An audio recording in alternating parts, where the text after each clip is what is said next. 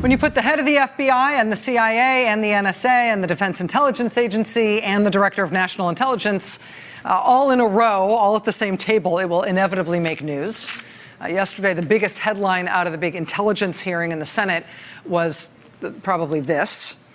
U.S. intelligence chiefs contradict Trump on North Korea, comma, ISIS, comma, and Iran. And they could have gone on as well. That's a big deal.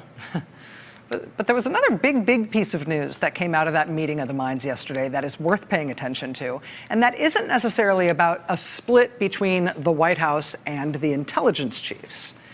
It's just about our country in a very blunt way. Before that hearing in the Senate yesterday, the Director of National Intelligence, Dan Coats, put out this report. It's 42 pages long. It's the U.S. intelligence community's worldwide threat assessment.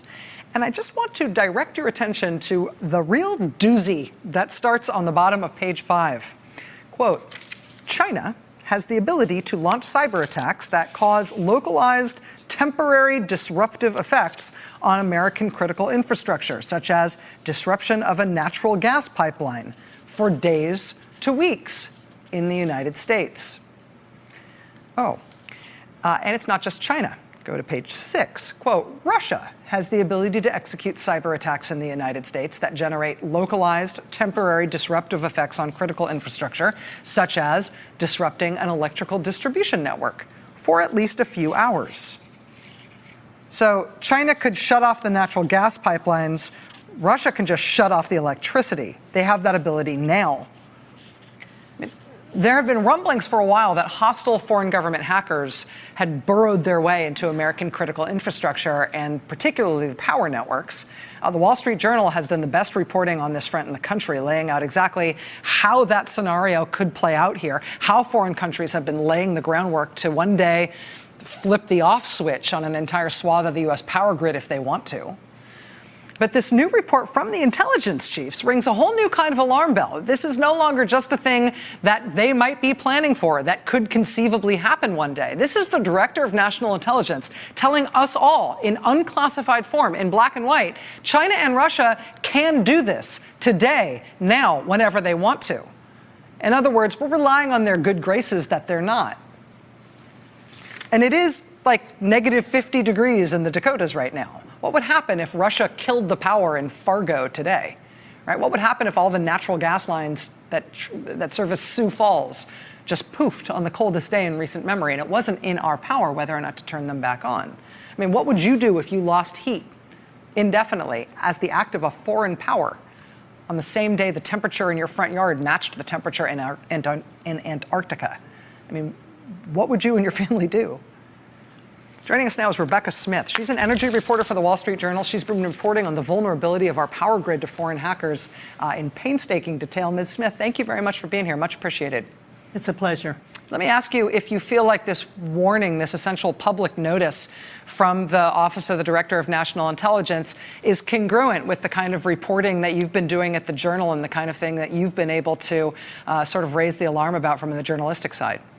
I think it's absolutely confirmatory, Rachel. And one of the things I found very interesting about this year's threat assessment was no longer is the federal government describing these things as a hypothetical. I mean, in the past, the government has said that the threat of U.S. retaliation would keep our foes in check. This year, you know, they've dropped that. Now they're saying the Russians and the Chinese are in our networks and they can shut things down if they wish to.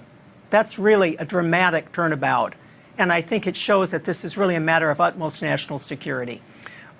We have focused on the conflict that our country has with Russia and with the Russian attack on the election and all of the other strange dynamics between our country and Russia in the era of the Trump presidency ever since the 2016 campaign.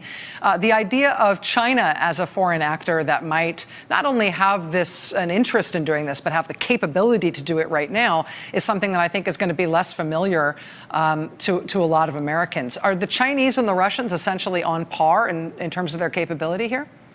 I don't know about their capability. I mean, to some extent, the best information is going to be in classified circles. Mm-hmm. And in the past, we've thought that the Chinese were primarily focused on exfiltrating information that they could commercialize, whereas the Russians were taking an approach that was more along the lines of traditional defense. one of the other things that was interesting that Dan Coats said yesterday is that Moscow and Beijing are working together more closely now than they have in decades. So regardless of what each country's capability is, it appears that they might work together to do us harm. When the Director of National Intelligence decides to do this in a non-classified document, decides to put this out in a public sense, I mean, that was one of the surprises this week. One of the things that was interesting to see from the intelligence community that this worldwide threat assessment was put out as a non-classified document published online and we could all read it. As far as we know, there isn't. Certainly there's classified material that goes along with this sort of thing, but I don't think there's a classified annex or a classified version of this report that lawmakers are getting that we're not. I wonder if that effectively is itself a form of defense, by trying to raise the public alarm about this, to try to heighten concern about this among the general American public and lawmakers, if this might be some sort of signal from the intelligence community that we ought to do more to either prepare for this or to try to head it off.